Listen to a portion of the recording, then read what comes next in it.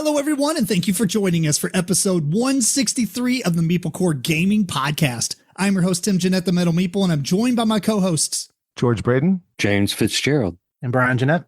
In this episode, we're talking about our time at the Lexicon Gaming Convention in Lexington, Kentucky. The sights, the sounds, the cardboard-fueled chaos. After that, we'll be giving our reviews for the board games Rising Cultures, Pondscape, and Moon Colony Bloodbath. All that and much more. So grab your favorite snack, shuffle those cards, and enjoy the show.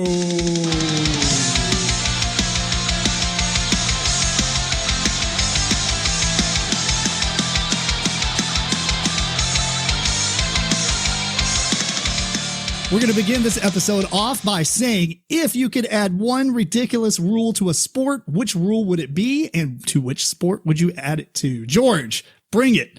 Oh God. Any sport, any one rule. Okay. It'd have to be soccer. I'm gonna have to add it to soccer. What would I add to soccer though? Man. I know this is such an on the spot question. I'm going to default with the Blood Bowl thing and say, let's add some weapons. Because the rule in Blood Bowl is it's not a foul to bring weapons on the field. It's only a foul if you use them. So it's intimidation. I like it. Yeah. I mean, you wield that chainsaw. Just, make sure they're not hitting anybody. Otherwise, you get the red card. Yeah. Uno reverse. Let's go. Yeah.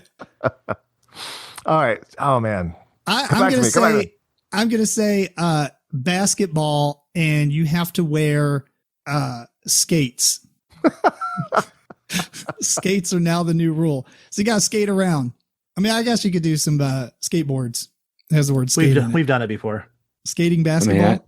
I had two, but they're not really that ridiculous. Basketball, both of them are basketball.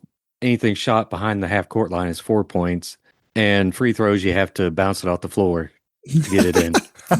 Free throws. That sounds like a day in the backyard, man. I like that. Exactly. That's why I guess I'm pulling that from memories of days of old. Like free throw is 1 point, but bouncing off the ground is 2. There you go. Yeah. Yeah. You can do some Globetrotter stuff just to score extra points. Am I dating myself? Do they still play? Are they still around? I think they do. Yeah. Yeah, they've got to be. Yeah. Oh, okay. I feel like it's their kids now that are playing. But right. Yeah. I guess I'm going to go with, in soccer, like there's no offside. Let's just do away with that. You go wherever you want, but you can't be in the 6-yard box. There's an offsides in soccer. Yes. Is there really? Yeah. Oh, yeah. How's that work? Like only certain players can go offside, or what do you mean? No, you have to. There has to be 2 players between you and the goal line when you receive the ball. Yeah, when the ball is sent, when the ball is kicked to you, you can't be in front of everybody but the goalie. Oh. And then they learn something new every day. They're doing it digitally now, like to the millimeter, and it's just it's so boring and stupid. Oh, because they so just many scored delays. a goal. Oh no, it doesn't count because it's offside. Okay, come on. Oh, it's boring. Yeah. So I say just do away with it. Fair enough. Brian, what about you? You got anything? Oh man, I never really cared much about sports, but what I would say would be hilarious. Let's take basketball, and you can tackle people. Wait, you can't? With no fouls. That's what you get for flopping all these years, people. Yeah. Flop this. It's like, this is Sparta. It was either that, I was going to say, take any game and be able to add mulligans into it. And mulligans. You shoot a 3 throw and you're like, mulligan. Mulligan, mulligan, bro. You get one. You get one. Give me that back. Yeah. 1 per round. It's like a kickoff in football. You're like, whoa, hold on. The laces were out. Hang on. Or whatever it is. Well, anyway, welcome to the show, Brian. He's been on before, and you want to throw out your socials. How can people see all your amazing artwork and the things that you do for board games? Yeah, definitely. So I have, if you want to try to find out what I'm doing, you go to Dirtlets Gaming on Instagram. It's where I basically have all of my stuff. It's like Dirtlets Gaming. So basically I do a lot of reviews and a lot of creative photography for board games and play board games, and apparently injure myself and have to have surgery. So that's what I'm doing right now, is relaxing from ankle surgery. And then, Although But that otherwise- wasn't board gaming related. You're like, he was No, it going was not. hard on that fourth round of Seven Dude, Wonders Duel. I was playing Don't Stop, and I just didn't stop. Yeah. Yeah. So Playing old dancing skateboarding eggs. injuries, right? Yeah, I reskated. I skated for like 27 years before, and that took like a 14-year break, and then restarted in November. But I noticed injuries I've had, but now I'm like really noticing they're there. So I had to get like just some surgery on my ankle, but it'll be fine. About 4 more weeks, I'll be fine. Cool. Yeah. All right. Well, we're going to roughly talk about what we've been up to since the last episode. One of the big things was we went to, or at least James and I went to the Lexicon Gaming Convention in Lexington, Kentucky.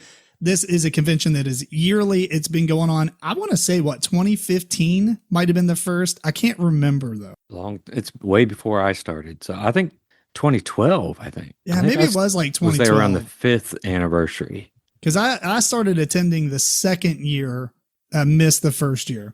But it has been quite a long time. So we'll talk about that here in a minute, but we'll roundtable discussions, just some of the games and things we've been playing, by board game related stuff that we've been up to since the last episode. I'll start. Number 1, we have got a used copy of the Sneaky Snacky Squirrel game. This is a game for like little toddlers or whatever. This is awful. Like there's some good stuff about it, but there's some bad stuff. Okay.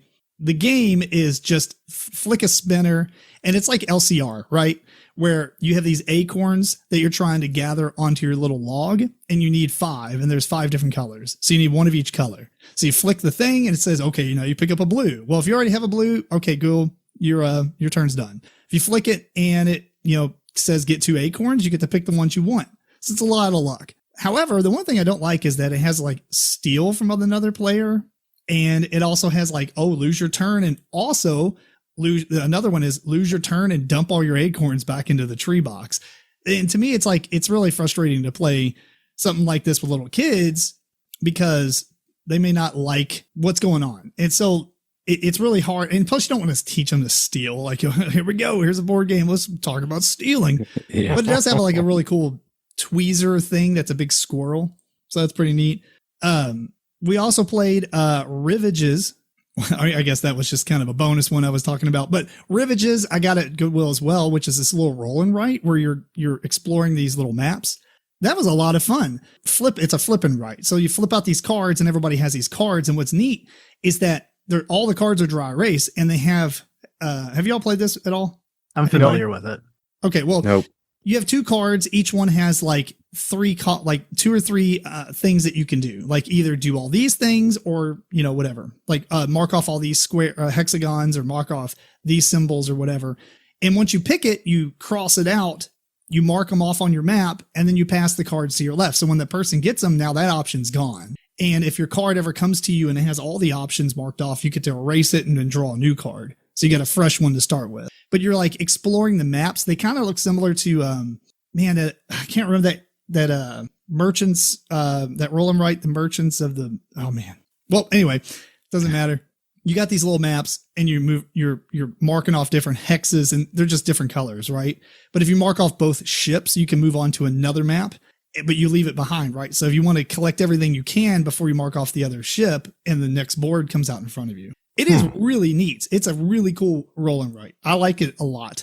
And then got to play Noctiluca. That's if we ever do a Hidden Gems podcast episode with like top 10 hidden gems, Noctiluca is definitely going to be on there, probably in the top 5, if I had to say so. If you're not familiar with it, it's just a game of dice where there's like a hex grid.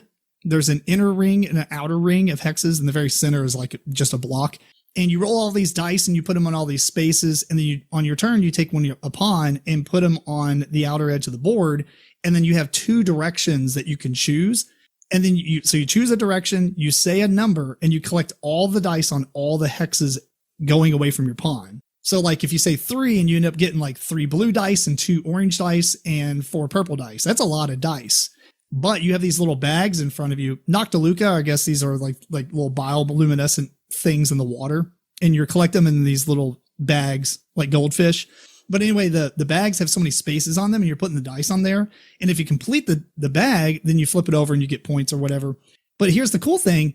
if you get like, sure, you can say 3 and get like 8 or 9 dice, but if you can't place them, then you have to pass the dice around the table. So you want to be efficient on what you're getting. Otherwise you're giving free dice away to the other players. It is a phenomenal game. This thing was a Z-Man game back in, I think 2018 or 19. I forget which year, but man, that game is always awesome to pull out. And then other than the games that we're talking about on this podcast, for Lexicon, I played Dark Pact, which is a game that Brian let me borrow. And it's basically Dominion with multipliers and an interesting win mechanism where you have to have a Dark Pact card in order to win. But the Dark Pacts like have 40 unspent actions. You're like, how the heck do you get 40 unspent actions? Well, you can multiply everything. So like you get cards that are ×2 or ×3. And when you play them against a card, it times the value of every printed number on that card. So it could be, if you got to draw 2, now to draw 4. If it's, have +2 actions, now it's +4. And if you play another ×2 against it, it times the sum of the original. So 2 × 2 is 4, but then you add another ×2, it times 2 that 4. So now you've got 8 actions and 8 purchases. And so it's just wild stuff that you have to combo together, and then also have that Dark Pact card in your hand. Little caveat there, because you can have some that are out in play, but yeah, it's pretty cool. It's got some interesting art choice considering the game name. Very demonic? What would you say? It's very witchcrafty. Witchcrafty. There you go. Sorcery, witchcraft. Yeah. Might not apply to everybody, but I'll skip over the Lexicon stuff until we go rest our way around the table. James, do you have anything you want to add before outside of Lexicon? I'll talk about the only game of note that I would like to talk about is Downfall of Pompeii. Tim and it's worth a lot of money. Yeah, we played it at one of my game nights, and it's just a blast. I mean, it's one of those ones where the first half of the game you're setting people out, the second half of the game you're trying to kill the other players' people and get your screaming people out of the Pompeii as the lava fills the streets. Yeah, and you're throwing your opponent's meeples in the volcano. It's pretty fun. It's just stupid fun.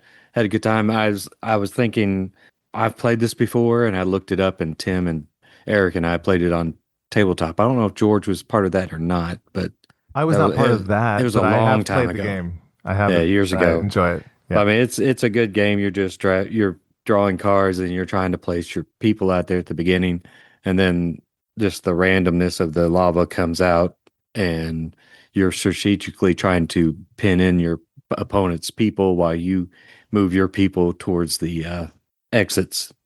So yeah, had a good time. It's a very good game. Call back to an earlier episode. It's a classic. Yeah, it's an old there game. You go. Yes, that's what mainly my Thursday night gaming has been, just older games, which is fine. It's great because there's some games I've picked up and haven't played at all. So it's that's mainly that, and then Lexicon. But we'll talk about that when we come back around. There's not a reprint planned for this or anything, which is kind of crazy considering it's a game from 2004. There will be, though. Somebody will do it. Eventually it will. I think the board gaming world will end up being like Hollywood. It'll get to the point where it's just going to start remaking everything instead of... We're already there. Yeah, I think we're already there. I mean, we're there to some degree, yeah. George, go ahead, Brian. Oh, it's May 2014 was the first Lexicon. 2014. Okay, yeah. So I went in 2015, but it was 1 year before that it started. That's why 2017 was in my 2017 head. Was my first one. And that's where we met, right? No, the next one, I think. I'd first talked to Eric. Gotcha. Because I'd been listening to this podcast. So I felt weird talking to him, but he was really nice. All right, let's go to George real quick, and then we'll end with Brian.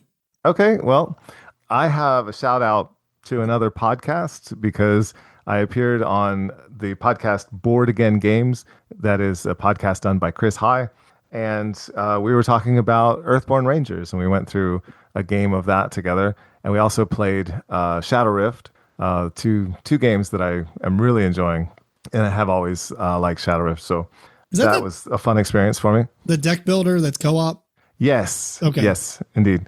And we played the epic variant where we threw all the cards together and we got just demolished, but it's still fun no matter what. It's like the epic it's the cooperative version of Thunderstone Advance. Yeah, in a sense. Yeah. However, the thing about that game, Shadow Rift, is that they have a deck for the townspeople, and you can get people to come into your town while it's being attacked by all these monsters. You're convincing people to come and to sort of replace the people you're losing, because they're killing your people as the monsters come through town. They're actually come join us. Don't worry about these guys over here.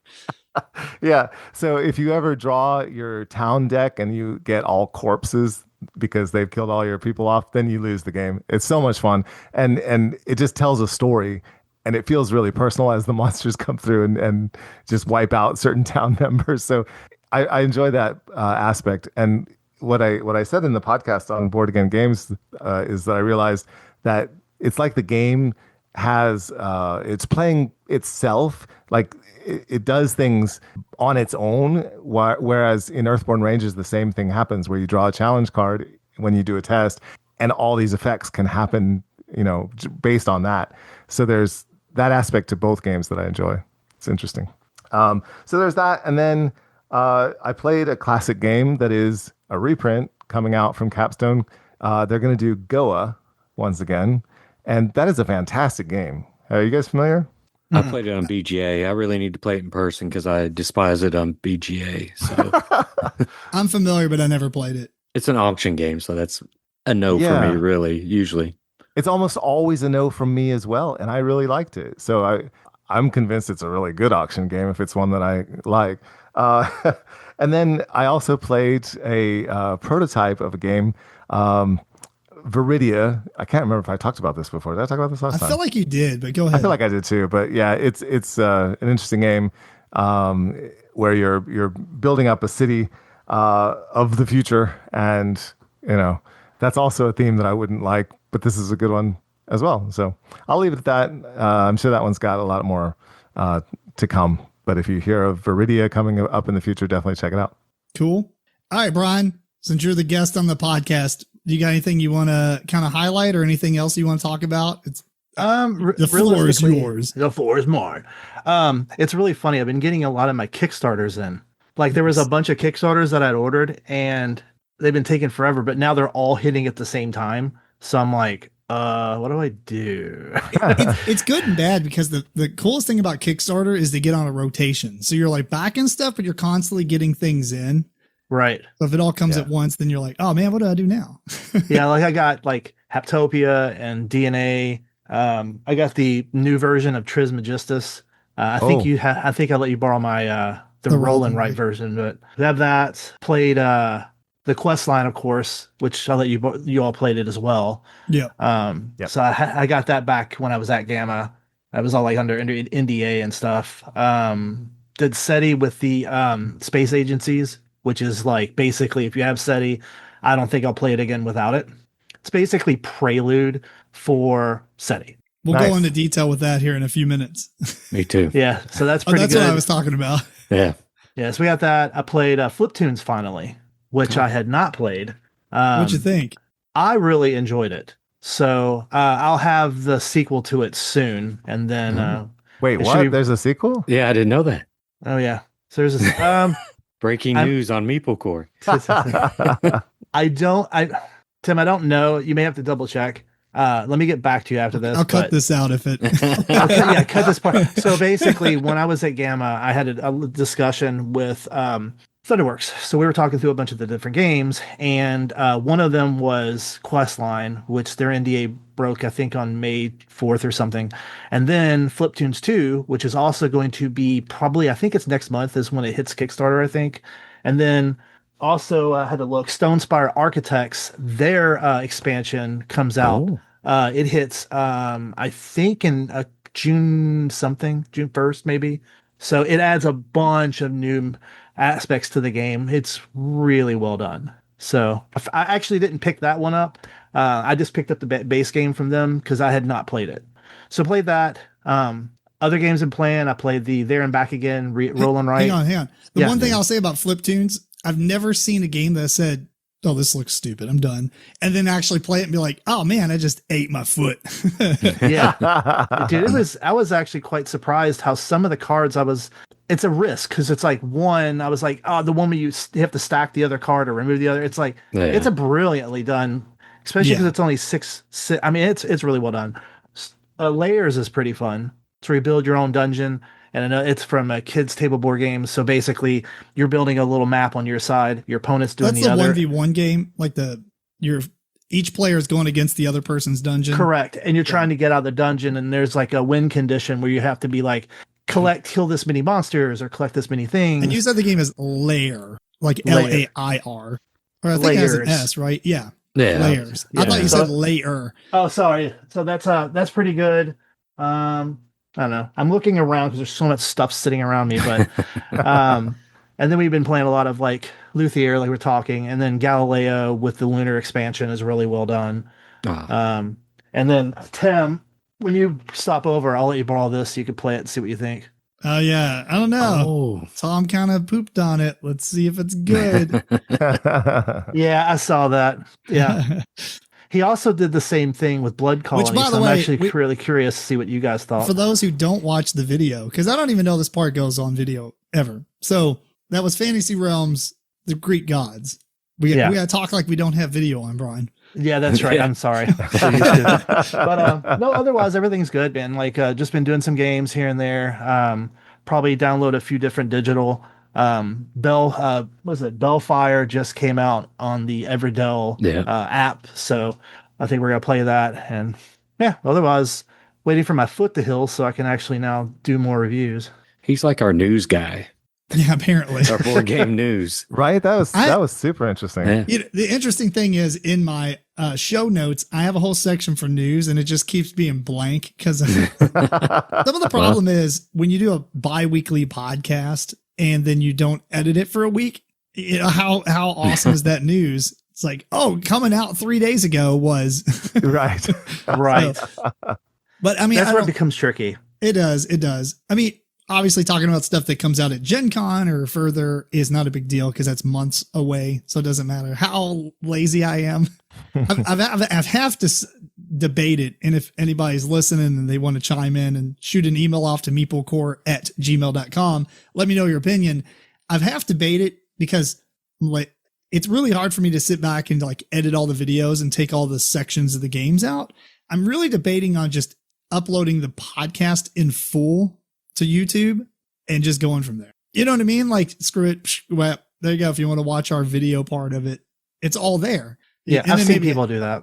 Yeah. And then maybe we'll start doing other content on the channel or something. We'll In the see. interest of just getting it out quicker, yeah. Yeah, why just not? in the interest of having it out there because I have all these videos on my computer that are just taking up space and, you know, or maybe I'll edit them. I don't know. It's a lot of work. We could I like the podcast. we could do it live and then have like a 5-minute countdown while we wait for people to fill the waiting room. Oh, there you go. Then I don't have to edit anything. I just, once we're done, we hit stop and it publishes it. Oof. Yeah, I just need to work on getting the OBS and everything set up to where we could do that. That would be fun. I would like it. And I've got my Stream Deck that's just sitting here off. I need to get some cool stingers in here. Get like, Yeah, I've been looking forward to that. Yeah. Yeah, when Well- I talk to when I go to Origins, I'll try to gather some information. So if you want to try to, I'll come back with some info. Yeah, that's cool. I like it. James, you're going to Origins, right? Yes. Yeah. So yeah, is yeah. George. Oh, well, Yeah, so I'll be there the all whole right. con. Well, fair enough. I'm the only one who won't be there. Oh, you know what? Facebook Live me the whole time and just wear me on your chest. There you go. I'll walk around with you and in the bathroom. It'll be great. Like we're attached to the hip or chest. Anyway, James, let's go. Let's talk about some Lexicon. So if you're not familiar, Lexicon is a gaming convention that happens in Lexington, Kentucky, which is the third time I've said it on the show. Anyway, like Brian said, it's been going on since 2014, obviously other than COVID year. And it's a convention that has less than 1,000 people. I think it's around 800 to 900 typically. It's grown a little bit because they've remodeled the Clarion Convention Center, which is awesome, by the way. I have not been that many times since then because there was a 2-year gap actually that I did miss. I forgot about that because my youngest was born. And so it was a little bit harder to go to all these conventions. So I had to cut some of them out, but it's a really cool convention. There's a lot of people there. There's RPGs, there's board games, there's an entire section of play to wins, which if you're not familiar and you haven't been to a smaller convention, they'll typically do these play to wins where you play the board game. And when you're done, you get to put your name in to, you get to put your name into a raffle. That's a first on the podcast. This is great. We kind of have to mention what just happened. Yeah. So they wrote a note, put it on the thing. Be right back, restroom. It's good stuff. Anyway, with a picture. It wasn't just it was a note. It was he drew a picture. Yeah, a fairly decent rendering. Yeah, I mean, he is an artist, so it makes a lot of sense. That's hilarious.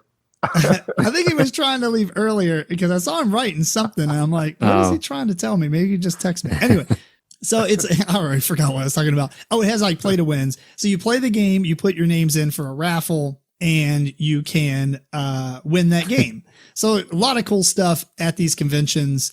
But I'm going to start off with the most disappointing thing about Lexicon is the vendor area. And this is always just a very irritating thing to me. Because I get it. 3D printing is cool. I knew that was going to come up. How many wiggly dragons did you find? There was a ton. Yeah. I mean, I will say that there was Dice a couple towers. Dice towers. There's a lot of RPGs that happen. So some of the 3D stuff is cool if you're into the RPGs, but at the same time, it's kind of like these people are into RPGs are probably not stopping by your booth to buy a lot of RPG stuff. They either own a 3D printer or have so much library of things. It's baffling to me. You know what? I really hope though that these booths make a lot of money and keep coming back and they're doing well and they show me up. But from a board gaming perspective, I will say this. It's weird to go to a board gaming convention that has very few board games to purchase. Yeah. That's actually where I'm coming at. And they have the Rusty Scabbard, which is a local gaming store in Lexington. Yes. Everything they bring to the convention is like full retail price. So in reality, I walk by it all and I say, this is stupid. No offense.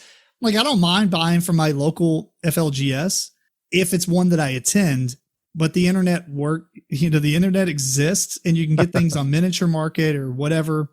And you're paying less money. So it's really hard for me to it's like I want to support them, but at the same time, it's like I like deals. But I will say they do one thing for Rusty Scabbard. It was kind of lackluster this year, I think, but they have used board games from their library that they bring and they sell. That is cool. There was some good titles in there, but I either owned all the stuff that they had or wasn't interested in the things that they had. So, but that is one thing to look forward to. They didn't do it a couple of years, and then so it's just random when they bring some used stuff. But that was cool. 1 year, Half Price was there. That was cool too. But otherwise, yeah, there's a lot of even AT&T had a booth, and I'm just gonna say no, please no. Did you see that, James? No, I didn't see that one. I guess the back wall, AT&T had a booth. Like I'm walking through, it's like, hey, who you have as your phone carrier? I'm like, no. It's like next up, I'm gonna be walking through these booths and it's like, hey, I've been trying to reach you about your car's extended warranty. Like, how? Were they right next to the Spectrum person? Yeah, they're just having a fist fight. Now that would have been good. I mean, entertaining, not good. They could get some of those foam weapons. Yeah. Oh, that'd be perfect.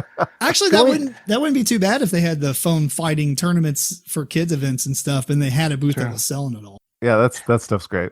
Since you guys do all go to a lot more conventions than I do, with the 3D printer stuff, do you guys ever see where they'll do stuff that's like the stuff I would make? Here's a really cool thematic pencil holders or dice tower or like just cool stuff that's game related versus just the wonky stuff. I mean, here's the thing.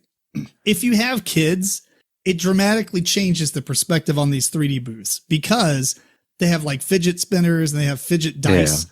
We bought like this D20 that's squishy because all the pieces are connected through like bungee cords on the inside, like an elastic band. Uh-huh. That's kind of neat. Which was thrown at me about 3 or 4 times.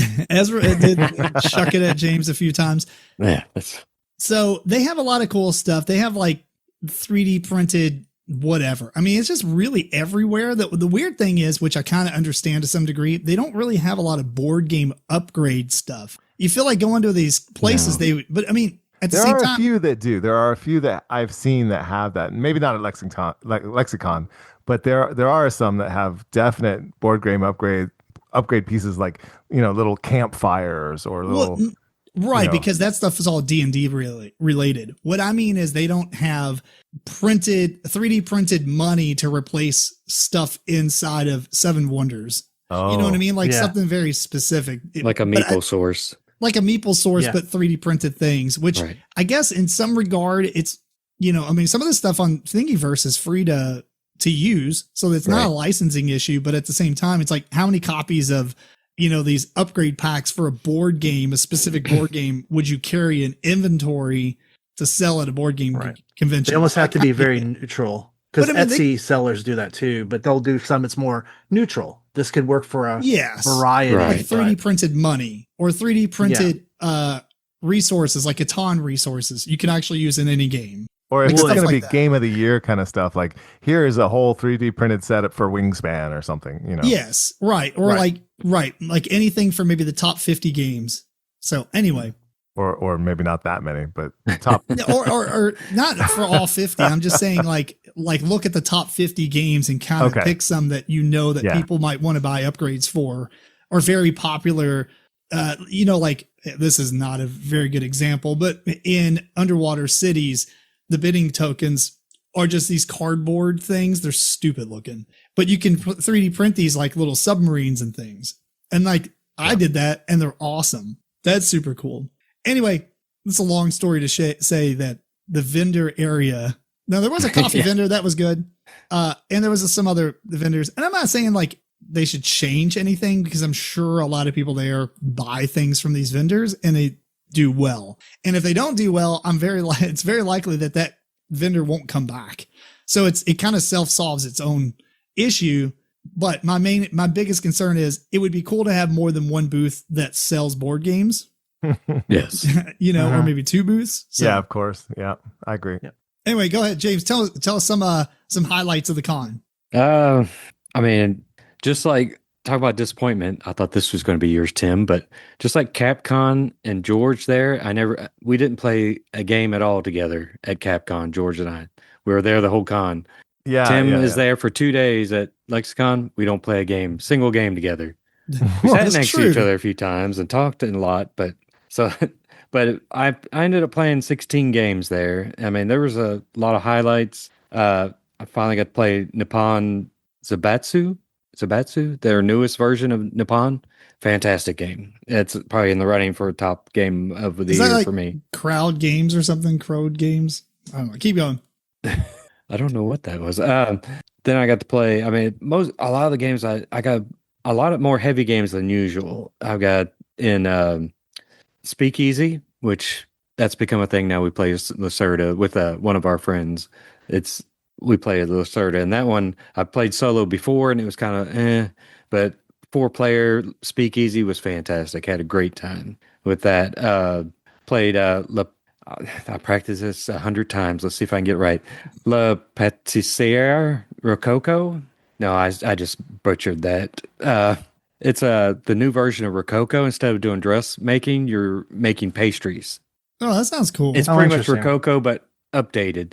And it was a blast. It was really good too. There's 2 that we're going to talk about later. I played, got to play Ants, the successor to Rats of Wistar, and it's a fantastic game. Had a good time with that one. Yes. I mean, there was no game I was like, this is terrible. I don't want to ever play it again. I even played Rebel Princess, and I'm not usually, that's pretty much Hearts with powers. If you ever played the game card game Hearts. And I usually a little not. too random. Yeah, it was still fun. Well, you say that, but compared to something like Diamonds, because Diamonds has kind of like powers to some degree, unless you I've mean never like played- powers, like you can actually do something. Like game changer rules on the okay. cards and stuff. Gotcha. And each person has a princess that changes the rules I gotcha. temporarily one time during each round. And played Bacon, that's usually not my game, but it was okay. Trying to I mean, I'm going to tell, Tim actually reminded me when he's talked about remodeling, I have to tell a Tim story. I'm sorry, he hasn't heard this one yet. So I'm walking past it, and Tim's standing in front of the bathrooms. Oh my God, whatever. And he's looking at these 2 doors that are the unisex bathrooms. And I thought he had to do something, serious. And I was like, what are you waiting for? And he's like, the bathroom. I was like, do you have to do whatever? He's like, no, And I was like, why don't you just go around? Because it's got normal bathrooms, like a whole They big, need to mark this ginormous crap. bathrooms. And it's just that the hallway to the side of like normal of these unisex bathrooms. So that just cracked me up because I was like, In the past, I'm It's pretty like sure right there was a there's the bathroom. hallway there that went to the gymnasium, the pool and stuff. it's still there on the other side of that. Okay, But well, yeah, so the like, bathrooms were a different place. Yes, I'll yeah, give they you that. moved the bathrooms, and then the hallways that you would go like to left and right of like the family bathrooms. I thought were hallways to leave, and so I was like, what? They took away the bathrooms and just put two little So like family single use bathrooms. I was like, this is garbage. I don't know how long Tim had been standing there when I Well, came Sierra across made him, fun of me too. So and how many times you probably pulled on that doorknob to scare those people that were in you know there. what though? You know what though? There was a woman in a wheelchair, and I helped her in there. Well, that's good. So You I didn't did. help her more than that, right? No, I just holding Okay, the door good. open. Okay. No wiping. We're good. Right. Yeah. I did play SETI, speaking of that, and with the expansion. And I agree, I would never play SETI without that expansion because, I mean, with the companies and stuff, that's just amazing. I mean, I really enjoyed SETI. I mean, it was not the greatest experience with some of the people there, but the game itself I enjoyed thoroughly. I mean, and with some little toddler throwing his ball at me, not just kidding. But but it didn't bother me. You wanted to But play. yeah, He rolled a SETI's- nat 20 on your face. yeah, still got the indentation. No, I'd been wanting to play SETI because I heard so much about it last year, so it was really good. I probably end up getting that sometime down the road. How many people did you play it with? 4, Play it with 2. It's a lot smoother and a lot more fun. yeah, because It seems really long. Like in between turns, you're like, I'm gonna get a Yes. sandwich. I'll be back when my turn comes back. Well, Let's go. one guy had AP, so the rest of our turns were really quick, but his turn was 15 to 20 minutes. Yeah. And the rest of us by then we already knew what we were doing unless you had to make modifications in case something changed, like he took something or somebody else took something. But other than that, like at the end of the game, it's one of those mechanics where you pass and your game's over. Well, other people can still keep playing. Well, that guy was still playing. So I sat there for probably 30 to 45 minutes doing nothing, just twiddling my thumbs. I started doing up my in-game score, and then one of the other guys, I didn't know him.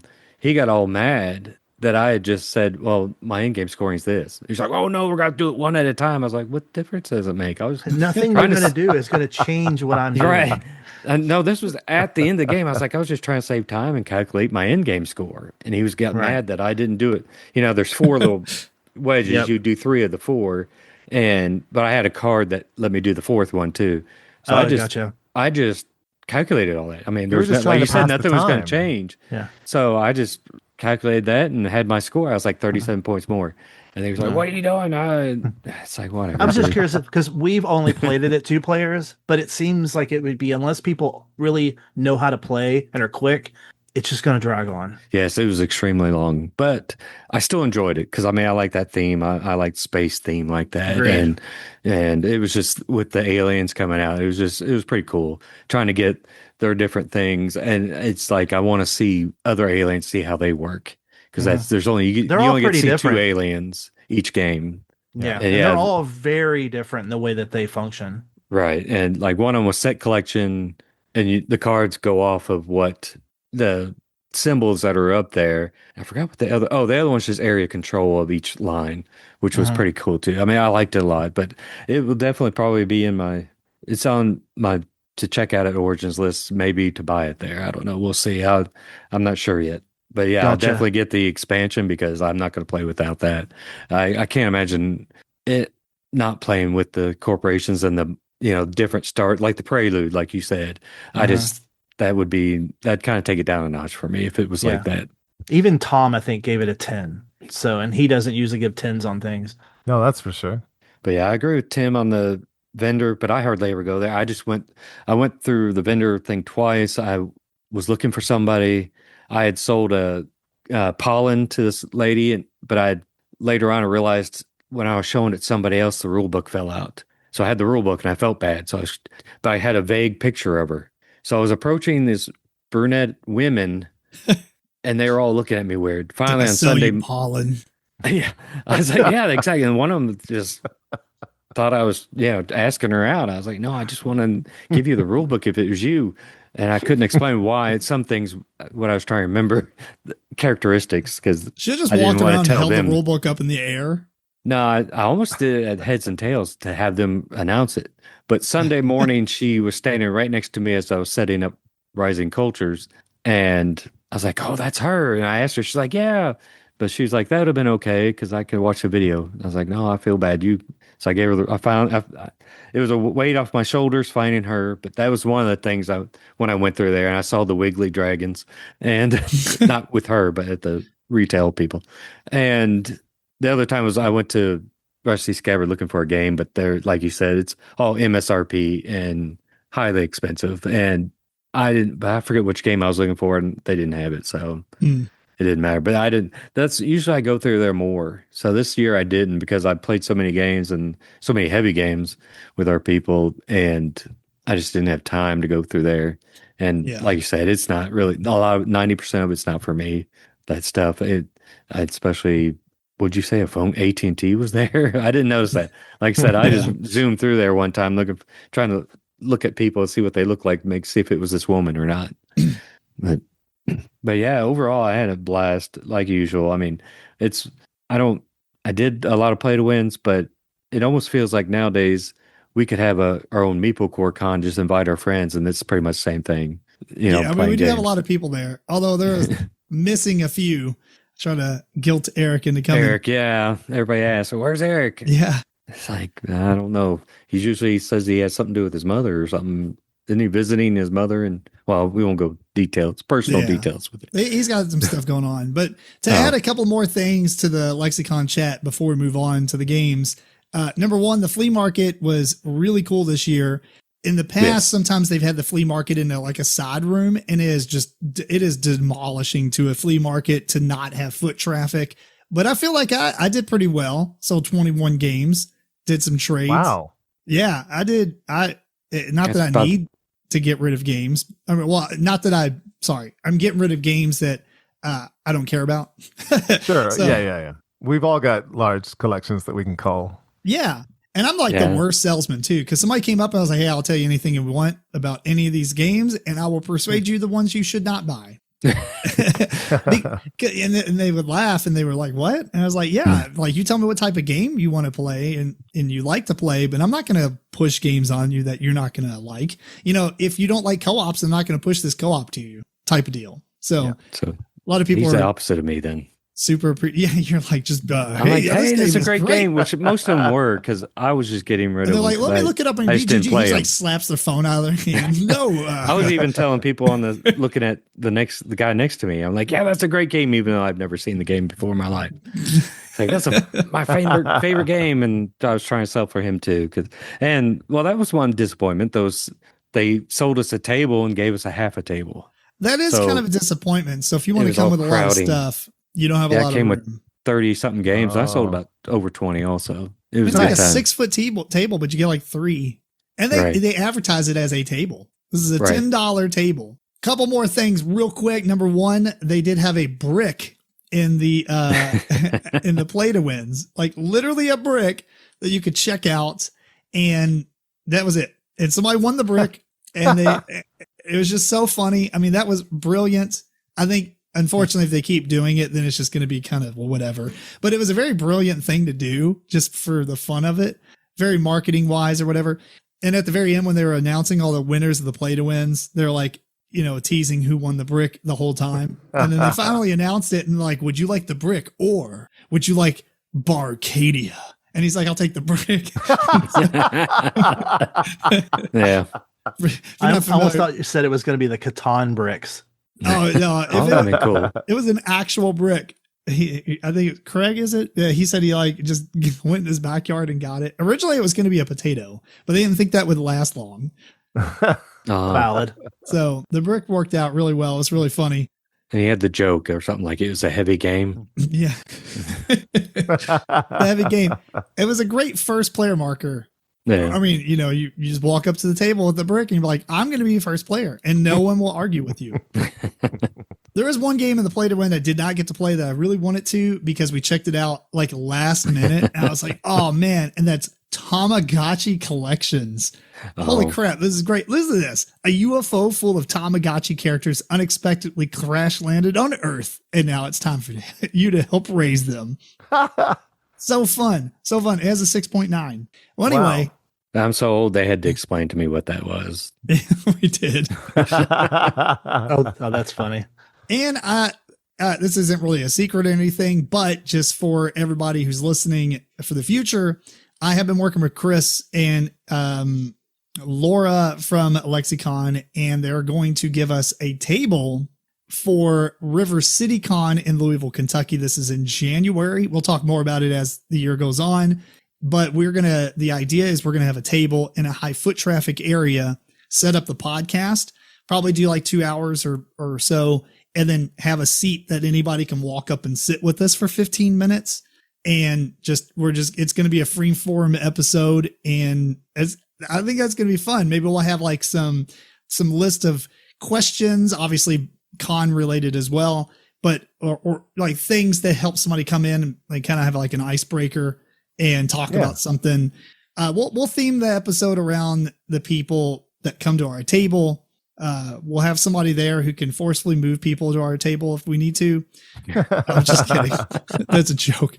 But we want people to be comfortable with sitting down and joining us on the podcast to talk. This is something I've wanted to do for a while, and we did do it. Yeah, we did do this at Lexicon way back in the day in 2018. But we were off in a room, and so like some random people came in. It was really funny. But it wasn't very half traffic. So I told Chris, I was like, I want high traffic. And like, we're going to be in the middle of next year, River City Con's going to be at a different hotel. It's going to be, yes, FYI. It's going to be at the same one. If you're in Louisville, it's oh man, what's the one that the Louisville Expo or the Arcade Expo's in? Is that the Marriott or is that? The Marriott, I think. It's a nice hotel. It's the same one that they had Game Con Junction in. And it's a nicer hotel. It's got a good restaurant. Like, I like it a lot. It's really cool. It's kind of a little bit funky on the way that they'll have to put the vendors, but it'll be fine. But we're going to be in that big room with all the players, and it'll be neat. It'll be neat to have people walk up and talk to us. So cool. You got any suggestions or wish lists or anything? Just email us at meeplecore@gmail.com or just hit us up on Facebook or something. So anyway, we have 3 games that we are going to talk about on this episode.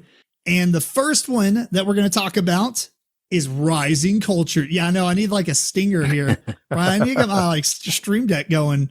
So we can just add. Oh, because I got you that big Stream Deck. Yeah. Yeah. All right. Well, some sound effects. Yeah. Now let me start this over so we can. So I probably never clip it. All right. We're talking. The first game on this episode is Rising Cultures. This is a 2-player game designed by Ass Christensen and Francesco Testini. I was actually just talking to Brian about this earlier about like the naming of people. I'm like, I just butcher their names and I apologize. So I apologize that I butchered your names.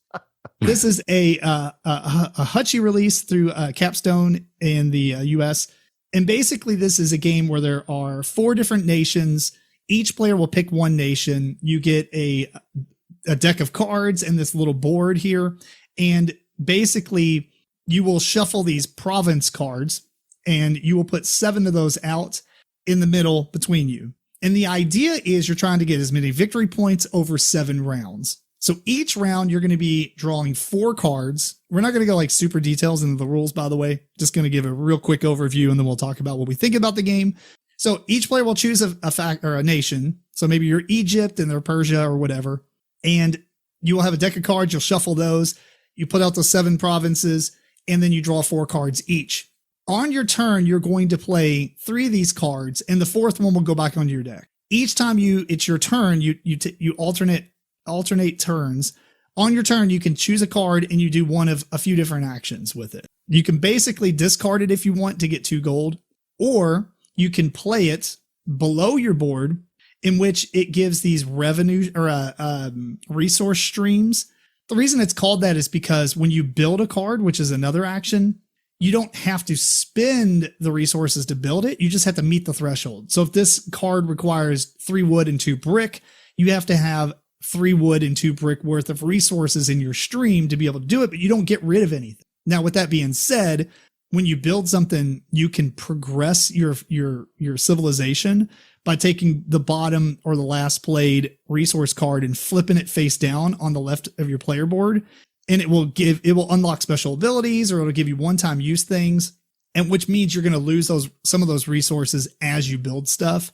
But so you can advance your civilization and get cooler or powers that way. One of the other actions you can do is actually increase your military strength. So those province cards in the middle, you're going to be vying over who gets to take those. They will give you benefits and then also victory points, so you do want them. But they require it requires a combination of different symbols. Whoever has the most of those, so if it has a shield and a sword, whoever has the most swords and shields will get to take it. But there's also a little a horse or cavalry. So you can, as an action with a card, you can play it to the side of your board and onto your military track. So there's a bunch of things you can do with each card, and it's up to you how you do this. There's you can spend coins to like basically cycle through your deck, so you can put cards in the bottom and draw new cards, and you will play 3 of the 4 cards, put one on your top of your deck, and then compare military, and whoever has the most symbols for whatever that province is will win that province. You do that 7 times, and then you count up all your victory points. Now, the 4 factions or nations do work slightly different. Persia and Egypt are very basic, so to speak. Not that they aren't viable, they're just more straightforward. And then you have the other 2, which I can't remember the names offhand. One's like the Egypt, and one's the Assasid Caliphate. What is it? I'm sorry? You know what it is? Caliphate. No, I sound like I just like said something offensive. Yeah. I offended the entire nation. There's Persia, Egypt, Rome, and Caliphate. Rome. Caliphate. Something It's Caliphate. Abbasid Caliphate. What?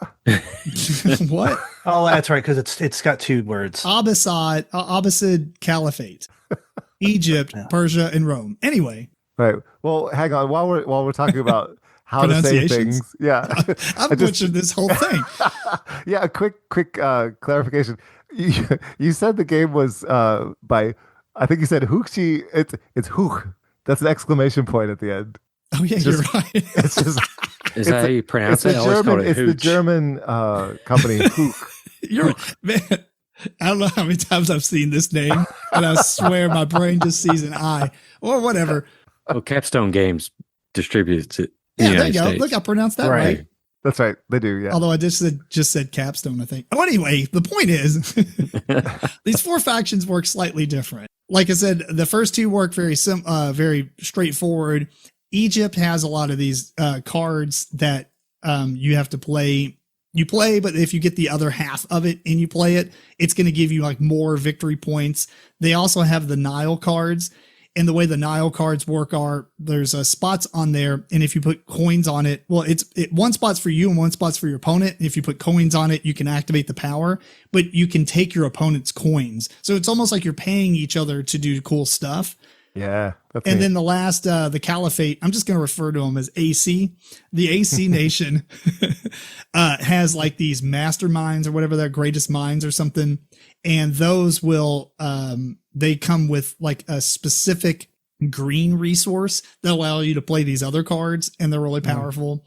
So overall, a lot of the differences in the boards, though, other than like those 2, the decks, work around the board and what powers you unlock when you do your progression or your military. So anyway, with that being said, we will talk about some of our favorite things about the game, some stuff we don't like. I will say, or initially, I'll start real quick, is this is a very solitaire game with a slight, not even player interaction. There's no player interaction.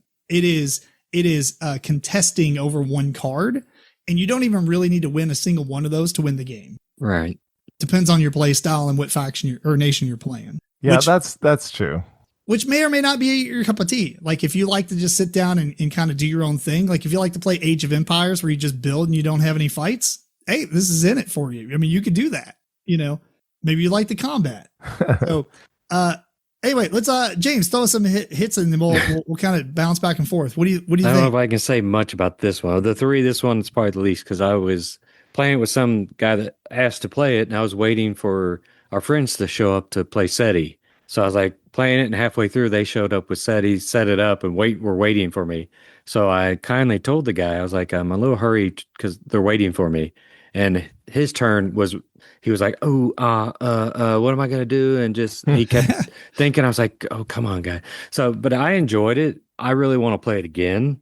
So I'll probably try to get a friend of mine play it at Origins, try to drag it out. Hopefully they have it at the library or something and play it again because I really want to try it in its full sense. But I enjoyed it. I like how you can flip the board and it gives you bigger powers of your little personal board. You flip it. Once you do that, you get more powers. Yeah, you go to the golden age and it increases all the stuff that you have. All the printed powers and rewards are increased basically. Yeah, I mean, I really enjoyed it. It was a good game. I don't know how, like, I think you kind of alluded to it maybe, that it might not have much replayability after you play it a few times. Maybe play it 4 or 5 times. Well, here's the thing. You kind of said one thing that I'll touch on. It is a very thinky game on how am I going to play these cards. Right. And it really does. You do have to play it multiple times with the same nation to know their card structure. Now, I will say the player aids in this game are fantastic. Yes. It has this little bifold player aid. And on one side, it has your player board and all these like little lines go into everything, almost like the card anatomy of a card. You know, it's like, oh, this is the name, this is the flavor text, this is whatever. But it explains everything your faction can do. And then on the other side, it's every single card in your deck and in plain English, plain description rather than iconography. And the player aids are freaking awesome. They're great. I was a little intimidated at first because like, oh my gosh. But then once 5 seconds in, you're like, oh, this is great. You know, it's not like Tricarion where you're like, you have this like manual that's your player aid and you're like, holy crap. Yeah. but the thing is, there is a lot, kind of like it's weird because I feel like it's a good and a bad thing. The luck of your shuffle can screw your entire game up because a lot of the nations require you to play things in almost like a certain order. And if it depends on your play style. Like there's different ways to do different things. If you're trying with a particular nation to go for a military, then yes, you probably should do certain things in a certain order, but you don't have to. Like no, not with military, because every single card can be a military card. But like for instance, Egypt, they have all those double cards where you have to play those 2 purples next to each other, like the pyramids or whatever. They have 4 sets of those, and so if you burn one early on as a resource, that's it. I mean, you almost can't get that back. I mean, there are very specific things that you can do. I don't remember if they can get it back. I don't think they can, but the thing, because that would just flip it over to a progress. And so you have to know the deck is really what I'm coming down to. I agree. But I think some of them you can screw yourself because, you know, I was playing once and the very first card I put down, because I had no idea about the faction, right? Or the nation. I put down a card. It's like you get 2 points for every province card you have. I was like, well, maybe I don't really need that. Maybe we won't go for military. And I plopped that down as a resource. And then I won like 5 of the 7 military cards. And I'm like, oh man, you know, so. Right. Yeah. But that might not have happened either. You can't, you know, definitely plan in that way. Yeah. So I think I was playing the military faction. It's like I should have known that, but it's very tactical. That like Rome would be the military faction. Like they're kind of set up in that way. Yes. And yet when I played against them as Persia, I dominated and was just ahead of them on every single, you know, military step. And I had the guy that gave me coins for every military that I had. So then I was getting all these coins that I could use during the game. And you can use your coins to purchase resources. So a cat has entered the podcast. Keep going. Yeah, we paid the cat tax for those of you viewing. I think it just depends on, you know, what you set out to do, and knowing the deck is definitely going to help you to pivot and do something else. Yeah, I think that's the key, is knowing the deck, how it works, how it interacts. The trouble is, though, it's like some deck builders, if you know what I mean, you got your deck, there's no way to mill through it. I mean, you do your 3, you put 1 on top, you know, for your next one, but there's no way to go like 5 deep, 8 deep to pull a card. You know what I mean? Yeah, If you you can really, swap like- one or two depending on what your abilities are, but that's usually about it. Yeah. Yeah. And you're spending money to do it. Right. So, you know, I mean, I don't know. That's what I'm saying. Like if your deck is very just shuffled, it's not that you can shuffle a deck poorly, but if it's shuffled in such a way that the cards you need are below like the prerequisites are lower than the cards you're going to end up using them for. You know, like if you're playing the Caliphate faction or whatever, those greatest minds or whatever, if they don't come out until later on in the game, then you can't play those, whatever those other cards are called that require those symbols. And so like you're spending tons of money to burn to put 1 or 2 cards down every round to flip new cards out, which is cool. But at the same time, if it was shuffled differently on your next play and you didn't have to do that, you could like double your score. You know, and so, and maybe there's some kind of crazy mathematical thing you have to think about as you're playing the game. Like, oh yeah, this card is always a resource. This card, you always have to play it, you know, like somebody who's like net decking online and telling you all the strats for all 4 nations and what you should do and how to play them properly. Like never pass up this card. If you have it, keep it in your hand until the 3rd province or something. I don't know. That's too deep for me. This game is not that great to warrant some crazy, you know, multi-year discussion over it. But at the same time, it would be cool to see more content for it. More Right. I was looking More online. I don't factions. think that's going to happen unless it's just print and play stuff. But I will say the one of the biggest thing that's kind of interesting now that I've seen all the factions in play, or I keep calling them factions, the nations in play multiple times, is because Brian, you and I were talking about this the other day, and I've completely went the opposite direction now. I think there's no reason this game could not be played 4 players at the same time. I was going to say that. Yeah. Now there is one reason, I guess. I said no reason. In the normal game, if you tie on the province, whoever has the progress marker, like the first player marker, breaks the tie. So you're going to have more ties, I think, for provinces if you're playing it with 4 players, but you could just change how the tie works. Like whoever has the progress or is closest to the first player in turn order. Right, exactly. And even with the Nile cards from the Egypt, which might be the only thing that might be interesting because they have a spot for your opponent and then a spot for you.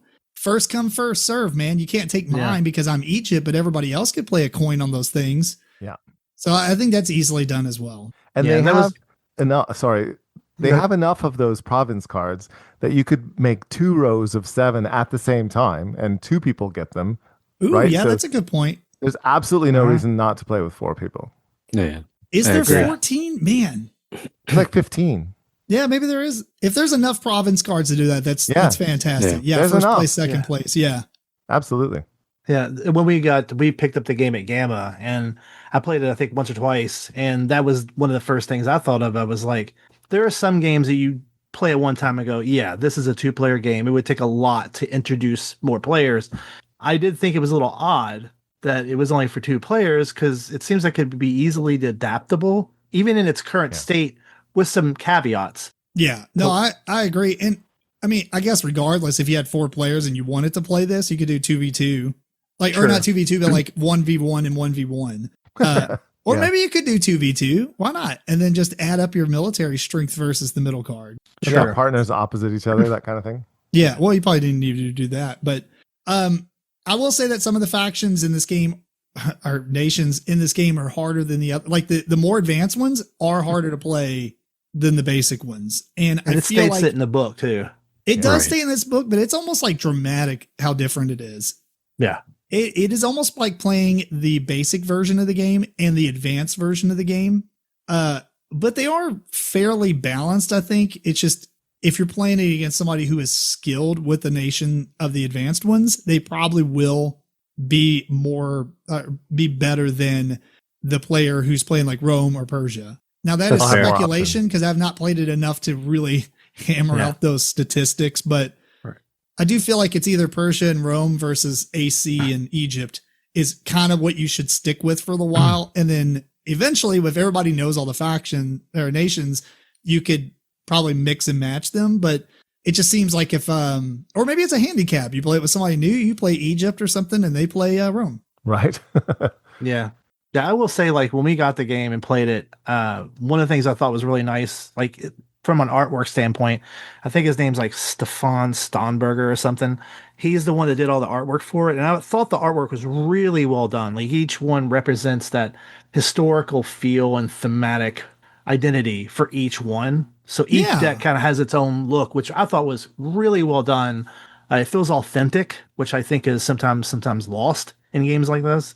That was one thing. Speaking of that real quick, let's talk about the most dumb comment I seen on the ratings, though, where this guy, I don't name the names, but you can go on there and find it because he's the only one who rated it a 1. He put AI art, unethically sourced artwork brought to you by Immoral Tech Bros. Dude, maybe you just mistyped this somewhere, but I did a lot of research and I could not find that anything in here is AI art, unless maybe he's using it as a tool. But they credit the artist. Yeah, they credit the artist. Yeah. And in the rule book, like AI. In the rule book, there's actually graphic artists as well. So it's really good art. Really good. Yes. It is really well done. So if this is AI, that's news to me. So it just sounds like a trolling idiot. He's probably just posting it on the wrong game, really. Yeah. But especially if you go to Stefan's website, his artwork is brilliant. There you go. Okay, so he has a website you can go to and check out his art. So good job, dude. Do your research, or better, like, post on the right forum at least. Jesus. So I don't know. They just, people are stupid. Don't rate games. Rate them based on the game, not just your personal opinion of the art. Right. I think he's a German artist, I believe. Into it, but anyway. So keep going, Brian. Sorry, I didn't mean to interrupt you. Oh no, trust me. With the AI thing is a big, it's a tricky situation, a slope. Actually, I thought it was really well. I actually really like the fact of the multi-use cards. I love when games do that, where the card just isn't a one choice thing. There's like 4 or 5 different things this card can do. You can flip it, you can turn it, you do this, you can use it for this resource. You could, I thought that was really cool, and I love when games do that. And the other thing is, when I first played it, I was like, there's a lot more to this game than I thought would be for such a small ass box. Yeah. In all seriousness, you look at it, you're like, it looks, and then you're like, well, there's actually a lot here. Like, in general, for that size of a box. Yeah. It is. And because you're playing with a deck that is unique to your faction or nation or whatever, like, each time you play it is a little bit different, because you'll build cards you didn't build last time. Because in reality, I don't know how many cards. It's maybe like 25 or something. I guess it's like 4 times 7, right? So like 30 28. cards. 28, yeah. So with 28 cards, you only building probably 10 or less, right? At the end of the game. So like, each time you play the game, because some of those cards are going to be resources, some of those cards are going to be played for military, those get discarded. You didn't build any of those as actual buildings to do the scoring or the powers they have. So each time you play it, you're going to have a different, concoction of buildings and leaders. Yeah. Mm-hmm. And like you said, sometimes that's so painful because you end up with 7 yellow buildings, and that card that gives you points for those, is buried in your resource, progress track or whatever. Yeah. It's, but it's really, I think it's a very, very elegant system. The way the game is designed, getting those 4 cards, and then you play 3 of them, it's agonizing, the decision. But that last card you always put back on top of your deck. Yeah. So what's coming, and you can sort of, it's so nice. It's so good. Yeah, I agree. And you bring a good point. Even if they came out with a mini expansion of province cards, to where, like, if you win one, like, its one-time use ability is you get to take a discarded card and add it to your hand or something, or you can knock a resource card out of your resource stream back into your hand, or something that allows you to reclaim cards that maybe you passed up early in the game, but need them later. There are some cards in the game that do that. Well, yeah, but not for every single nation. Okay, true. Yeah. I'm just like, that might be the more selling point for that nation, their little cool special ability. But I mean, like, the province cards can be a little bit better interactively. Okay, although gotcha. I guess if they did that, then maybe military would be more of a focus so much, and then, like, you couldn't ignore it so as heavily. But yeah, I don't know, it's up in the air. But I will say, a lot of comparisons to Seven Wonders Duel. How do we feel about that? Like, a lot. Well, the Yeah. resources, I can see that, how they do the resources. Did he do the art for Seven Wonders or something? I was gonna say that the icons look so similar. Like you could put the two games in front of me, I'd be like, I don't know. Like the He did not. brick looks exactly the same. I mean, there's no drafting. He did the art for a game called Moby Trick, which is pretty funny. Moby Trick. I don't really see the comparison that much because you draft and you're set collecting and stuff. I don't really see in Seven Wonders Duel. You're not doing that. The theme Here. is the similar. You got military, blah Right. blah blah, and I guess like Yeah. the iconography for the resources are very similar looking. Yep. But the But game beyond does not that- play anything like Seven Wonders Duel. No. I'm sorry. I think it's more the theme. Yeah, I mean they're comparing the theme, not the actual gameplay, which is kind And of like I guess I'd be like, players, okay, take game take time. the Lord of the Rings version of the Seven Wonders game and compare that to the Civilizations. Same mechanically. Now that the games are very different, you know what I mean? Right. yeah. I don't know. I think it's kind of a stupid comparison other than just theme, Yes. Yeah. but a the good game, though. gameplay is way different. Yeah, All right, this is a final. good one. Let's wrap up with some final like review or ratings. Do you want to do some ratings? Give it a Out of- number. Out of 10? Yeah, out of 10. Sure. George, go. What final thoughts and rating? Coming from someone who doesn't normally like Civ games, I give it a 7, which is pretty darn high. Cool. Brian, what do you got? I'll give it a 7.5 Lubies. Little Let's go. bees. I don't know why the little bees. James, what do you got? I'm My sure you want to limited play it pla- more, but Yeah, I definitely want to play it more. I really enjoyed it. I like the async abilities of each nation, but I'd give it same as Brian, a 7.5. okay, cool. I'm going to come in at a 7. I think that if it had an expansion, had a little bit more, some more nations, had the ability to play 4 players, and just had a little bit cooler province rewards, it could be a tremendously increased score for me.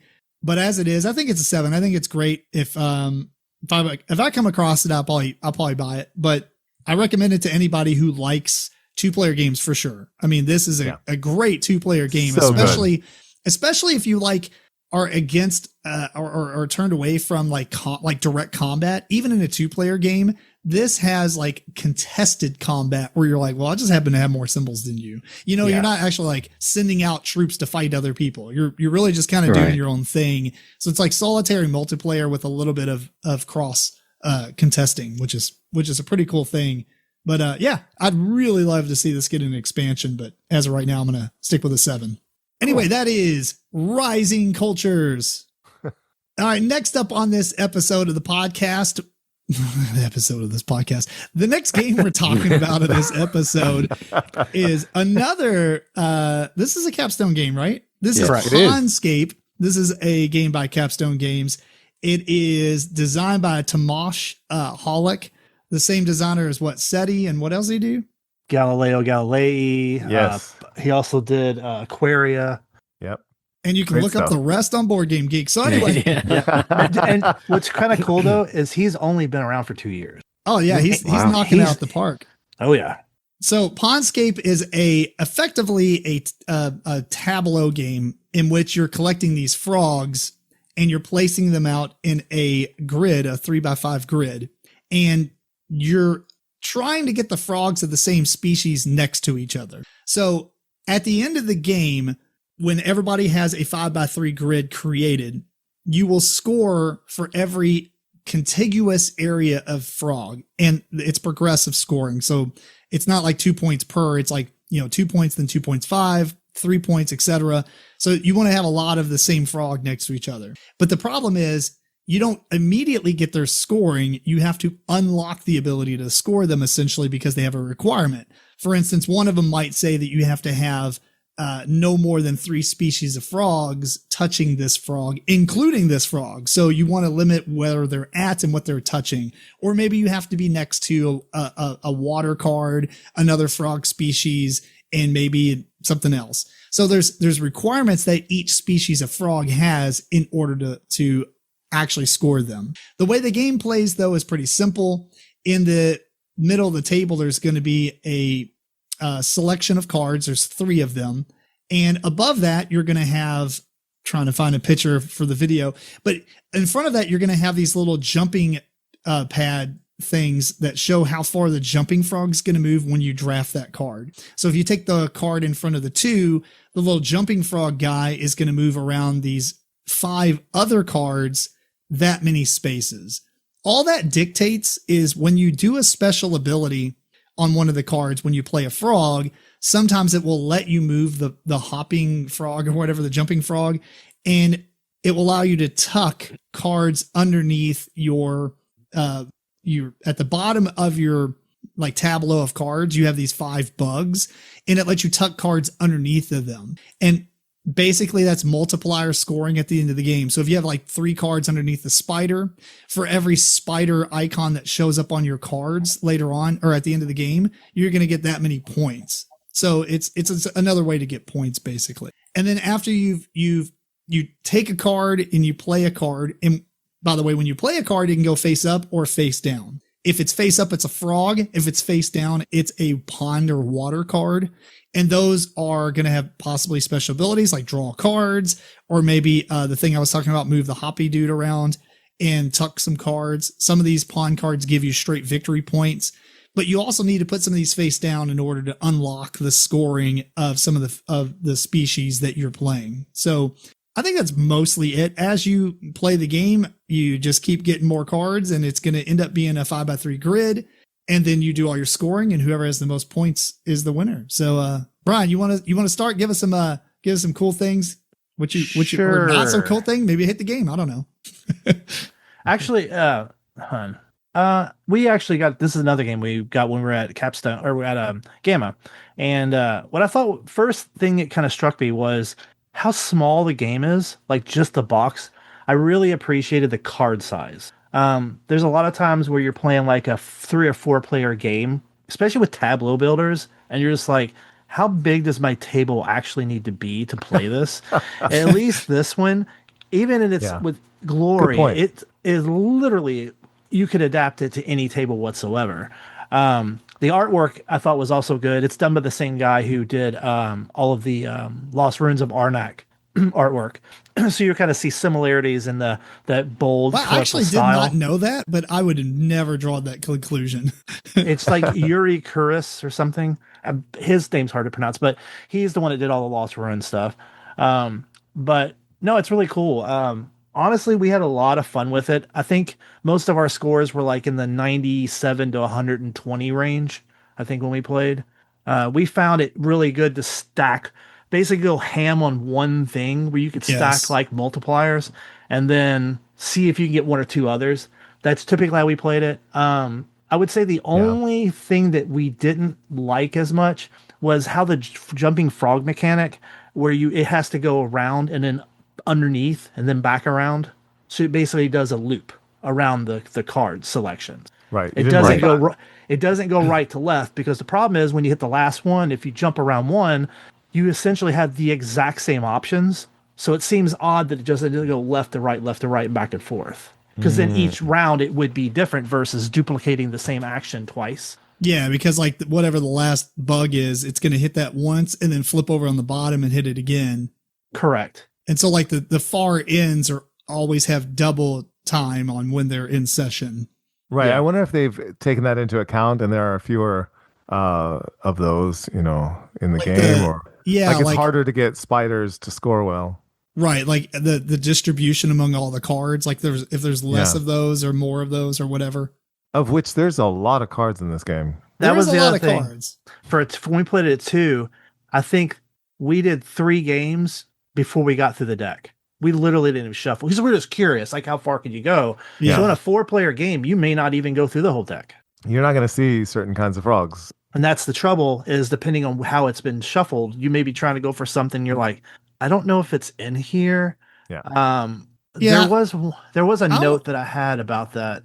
I almost wish that they had more like 5 cards on display, and the first 3 are 0, 0, 0, and then 1, 2. Because right now you only have 3 options. You don't get the top deck. And so it almost seems like it would be better if it had more options to draft from, or maybe That's an interesting idea. Yeah. Yeah. Or maybe just make it the player count, because in a 4-player game, Like, why are you even looking at this display? I mean, all those cards will probably be cycled through before it's your turn again. Right. Right. But in a 2-player game, it makes sense. So maybe it's like players plus 1 amount of options to pick from. Yeah. And just add the extras onto the 0 end. Yeah, of course. Right. Interesting. Because it just sucks review. to have like a few, like I pick the frogs and I'm committing to the frogs. It's like, you can't have more than 3 species. And all of a sudden it's like, you never see them again. And it's all just different stuff. Exactly. Actually, I had to pull my review, and I did state in it, we wish the market had 5 cards instead of 3 to help with unfortunate options. Yeah. Right. Agreed. In a 2-player game, I mean, maybe 3 is probably fine because it doesn't change we as played much, it at 3. I mean, and sometimes you would have the same, like 3 of the same card or 2 cards in one. You're like, I don't really like those choices. yeah. So we kind of ran into that, but yeah, that was it. Otherwise, the game's really good. Have an ability where you can burn tucked cards to refresh the display, That'd be a good idea. Yeah. because then it forces you to do something in order to tuck them. But then it's like, well, I'm effectively burning victory points to be able to try to get something new. The only problem I see with that is you would have to really understand the currency that you're getting rid of. And a lot of new players or casual players, which is what this is directed at, might not realize, well, I can burn a card from my my spider stack, but you have 5 spiders. You're giving up 5 victory points to refresh. You know, I don't know. Maybe that's cool though. But I agree something. Even though I understand the jumping frog and the cards, I hated all of them. Like, why is it restricted in the first place? I mean, I guess to some degree, so you can't just stack on one thing and consistently throw cards under the spider or whatever bug you want. And I guess production wise, they wanted it to be all cards, but it almost seems like it would be a cooler, like, thing you could upgrade, which, I mean, Brian, you were showing us about the little frog, the wooden frog promo you can get. But I mean, it's still the cards he's running around. I don't know. It just seems like there could have been a cooler way, but it wouldn't fit in the box probably. So I don't know. That part just seems restrictive for whatever. Yeah. I understand it's a thematic idea, but it kind of just is kind of Yeah. Well, James, you've been quiet. What you think of this? I'm just letting you all talk. No, I like Tableau. I love Tableau builders and cards that you're like, this plays off of that. If there's so many waters around this, it scores so many and stuff like that. So, I mean, I liked it a lot. It was fun. I do have 3 gripes. 2 of them involve the rule book talking about the hopping frog. It does not say in the rule book that it goes around. I thought that's what it was you're supposed to do. You know, if you hit the edge, you flip around. It's more or less going clockwise around the bugs until you saw the example. The example is how you know that it goes around. Yeah, picture. Yeah, I mean, I was sitting there going, I think it goes around, and we were debating it, the guy I was playing with, and we decided, then he's like, oh, wait, here's the picture. I was like, oh, okay, yeah, that's what we do. The second one was the bug scoring. It wasn't clear at the first if you had to have a card or not under the bug to score. We didn't know if you scored 1 automatically for the bug because it shows that scoring image on the bug. So you're like, does it score 1 point automatically? And you're just multiplying by the cards what you have under it. And we realized at the end of the game, no, it's we weren't sure, so we just played it how I tried to put cards under the bugs that I had, so I wanted to make sure. And at the end of the game, when you finally score, you're like, okay, that's what it is. You have to have a card under that bug to score it. Yeah. Which makes sense, which is fine, but it wasn't clear at first. Like 1 times 0. Yeah. Agreed. So, I mean, it's not clear. Yeah. Yeah, because it just shows a 1 and a. Why is the 1 on the bug then? The score icon, so it looks like 1 point per bug you automatically get. So, which is fine. I mean, it's not a big thing because it really didn't affect our game. Because, like Brian said, I think I just looked at the score; it was 98 to 93, so it was pretty. I mean, and the third one is this game is in desperate need of player mats or player boards because it's. Because you can place the cards anywhere in that 3x5 grid. Yeah. So if you don't have, you could kind of get lost. You might bump a card or something, and you don't remember exactly where this frog is supposed to be. I mean, that's rare. Yes. One of the times I played this was at a restaurant on the table. Right. so I mean, if you had a little I don't player think it was board that bad that showed the grid, I mean, it'd be a lot easier, and you'd have that. You could, well, no, but I mean, it's just. we thought, we both were like, we need a player board for this. It'd be a lot nicer, which that could be an upgrade or something they'd offer, because it's not going to fit in the box. But then all 4 of the player boards would be bigger than the box itself. Right. For So it'd be sure. something extra, like player mats. I mean, it's perfect for a little individual player mats with that grid on it. That would be perfect. But other than that, I mean, it's the only game I played. You could just make one on an 8.5 sheet of paper. Yeah, True, you need to just print it out. Yeah. I don't roll that way. No, but it needs to be lined with gold threading, and it is. This is the only game I bought after we came back from Lexicon. So it's on the way. So I definitely like it a lot. It's a good little light, tableau builder game of trying to score. I didn't have that issue to me with the frog and the bugs that you all seem to have, because you could always manipulate that. You had cards that you could move that frog 1 or 2 spots. So no, I get that. I'm just saying, forced to be where it is. So you could always play a card that you could bump that frog around. I can understand not being able to go through the deck. That is an issue I didn't really think about. That you might not see that type of frog the whole game. That is good to some degree, though, because there are some games where you shuffle the deck and then remove, like Forest Shuffle, for instance, with player counts and such. Right. You remove some cards so you don't know and you can't expect to find everything. Although I do agree that it's so big that in a 2-player game, it almost needs to be like add species to the game based on player count rather than starting off with everything, because in a 2-player game, you don't burn through it as much as you would in a 4-player game. And so I get it. It could be a little bit almost like developed in that sense a little bit better. One of my favorite things to do now is just to read somebody's ridiculous comment and then talk about it. So this person says, played on BGA with several problems about understanding how to play. Actually, simply, I didn't want to read the rule book because there's no tutorial. The rating, of course, is not based on the BGA adaptation. The problem is easy. I won. What does this mean? It means you can look at the cards, the grid, and you understand what you have to do.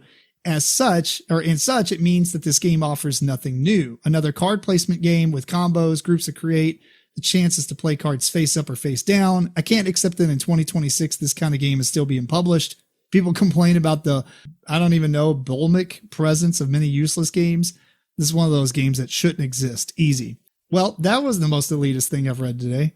But what I will say, though, is, okay, sure. But at the same time, like every game has these games that come out that has very simple rules, and it's about what you're doing. Sure. I mean, how many Yahtzee games are there? How many roll and rights? How many Euro games? Just, it doesn't matter what it is. There's so much.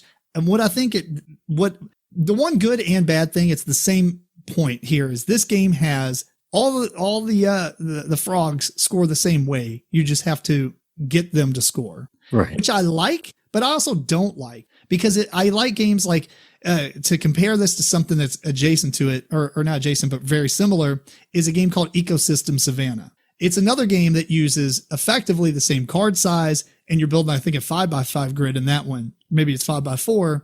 And you're like putting zebras down, and you put lions down. And the lion knocks zebras down and flips them over. And you need to have like Savannah cards and all this stuff. But every card scores differently. And so it's like this mind game of, if I put this there, it interacts with this and does this and blah, blah, blah. In Pondscape, it really is just, I need frogs of the same type. Okay, did I meet the requirement? Done. Keep getting frogs of the same type. So it's a little bit less, but I'm not going to say the game doesn't have as many decisions to make, because where you place them does matter, because now you want those habitat cards to go somewhere. And then you need to put some water down, because maybe this water on the back gives you 5 points just initially, which is crazy. So I don't know. We probably talk longer about this game than the game actually plays. So final thoughts, James, do it. 8 out of 10 is a great game. I definitely liked it. It'll hit the table many times. I do have a problem with that guy's ridiculous review. To me, it's a great game on BGA if I can pick it up without having to read all the rules. If I can figure it out, hey, that means great. It's intuitive. Yeah, so that's, I don't know why. And there's not many new things in the board game community. He probably plays 65 deck builders a year too. Yeah, so nothing's really new anymore. So I don't understand that either. But yeah, it's a really good game. I recommend anybody play it. It is if you like Tableau builders and stuff like that, point salad games, this is the one for you. 8 out of 10. Brian. Yeah, it's good. No rating? No, I'll say I would give it an 8 because it's like basically if you've played any of Tomas's games, you kind of get some of how he does his Tableau scoring. There's certain things he does and certain little weird little nuances that I kind of can pick up from here in his other games. For a small little bitty box, it's really fun. I like it. George. I'm gonna come in lower than all you guys. I think this one, it's okay. It's fine. Like it's his weakest game, honestly. So we know who wrote that review. Thomas Holek has got some fantastic designs, but I think when he does these smaller filler games, they're just leagues weaker than his longer games. There's this one and there's Night at the Zoo. I should like both of these games. They're both animal games. I should really like them. I don't like either one. And this one is it's okay. You build a tableau, you make some decisions. You've got that big deck that things might come out or they might not. It's just okay. And the frogs, the art is, I don't know why. It's like, I don't know if it's because it's oversaturated or the frogs just all look grumpy. I don't know. Frogs look grumpy by default. I don't like grumpy frogs. To be fair, yes. I don't know. I think I can imagine frogs that don't look grumpy, that are a little more like lighter watercolor or something. I don't know. I can't get into this one. I'm going to give it that's mean. I'll give it a 6. He was going to say a 5. Well, I'm going to come a little bit closer to George. I'm going to give us a 6.5. I think it's a fine game. It's fun. If I own it, I own it. I'm not going to go out of my way to buy it. My problem is it doesn't seem like if I play it 15, 20 times, anything changes. And I really like the games that have different ways to score rather than just everything scores the same. You know what I mean? Like I like the logical puzzle of, if I put this here and I put this here, then it can be next to this and this scores because it's next to these 3 things. In this game, it really is just throw things down in a big blob and just make sure you meet the requirement, which is fine. I mean, that's fine. But then I played Ecosystem of Savannah and many other games that I can't think of right now. This grid shape of putting cards down. I think this is one of the weaker ones of them, but it's not bad. I like it. It's fun. I'll play it, but I don't think it stomps the competition. So 6.5 for me. But with that being said, well, anyway, that was Pondscape by Capstone. And the last game we're going to talk about on this podcast is a bloodbath. Yeah. Literally. If I could share my screen, I would tell you more about it. This is Moon Colony Bloodbath by Rio Grande Games, designed by the great Donald X. Vaccarino. Vaccarino? It's Vaccarino, right? Am I pronouncing that right? Yep. Which is the Dominion guy. So cool. Anyway, Moon Colony Bloodbath is a game of survival. You are trying to effectively stay in the game. Well, I guess the first person who gets eliminated, the game ends anyway. But you're trying to stay in and not get completely pummeled, much like games like Galaxy Trucker, where you're building something and you're watching it get destroyed. So basically there's an event deck, and the event deck has events. And some of these events are work actions. And so what happens is a card flips out and you do that event. That event might say work. Let's just start with that. When you do the work event, you do one of the actions on your player board in which you can mine for money, or you can farm for food. You can research to get cards from the deck. You can build cards from your hand, which is really what you want to do. And you can do this restock action, which we'll talk about, but basically it puts these tokens on cards that you can use, but the card has to be able to use them in the first place. So as you're building these cards and you're in front of you, they will give you special powers and like one-time effects and things like that or whatever. They're worth amount of people, and that's the main currency in this game, because the event deck will flip out these evil, crazy robots and different abilities or different events that will cause you to have to kill people or pay food or do things because I don't. The theme is nuts, right? What is the theme? You're trying to build moon colonies, and it's all going wrong. It's very 50s art kind of craziness, right? So cities on the moon. This will be humanity's crowning achievement at last, no longer bound to Earth. The moon, a stepping stone to the stars. Something, blah, blah, blah. Anyway, the robots are nuts. The robots aren't good. The robots are bad. They're trying to kill everybody. They're doing crazy stuff. They're malfunctioning. Yeah. And so there's other event cards. And as you play through the deck of what is it? Start with 10 cards. I don't remember how many it starts with. Yeah, I don't remember. It's a small deck, but as you play it, then you add more cards to it and you do it again. You shuffle and you do it again. And eventually you'll add the last card. And if that comes out, it says the end or whatever.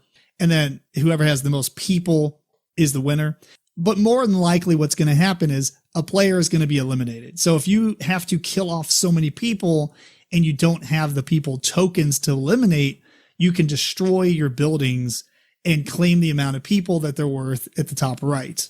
And that will give you people, but obviously this engine, because it is an engine building game, this engine that you're building in front of you will slowly be demolished by crazy robots.